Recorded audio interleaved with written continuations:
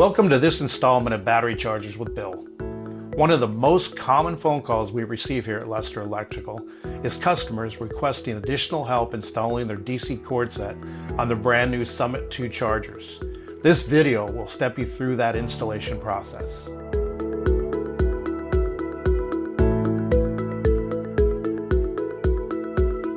The manual describes two different configurations for your Summit 2 chargers.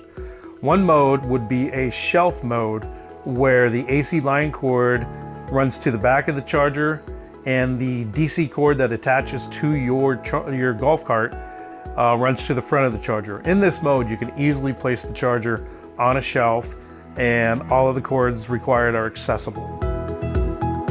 The second installation method is for portable or onboard use. In this method, the DC cord is attached and flows out the back side of the charger, and it makes it easier to carry the equipment around to your golf cart for charging. Before beginning the installation, remove all contents from your box. They should include your DC cord set, an AC cord set, your installation accessory kits, a handle, and the charger itself. The next step in the process is identifying the terminal lugs on the back side of your charger.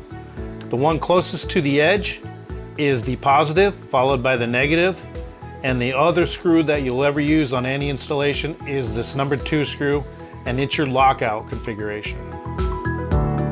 For installation for the DC cord for a club car golf cart, the red wire from the DC cord set goes to your positive, followed by both your black and your blue go to your negative terminal.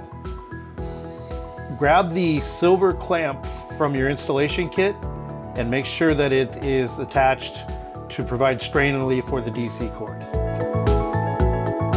The last step of the installation process is to plug your charger into your golf cart.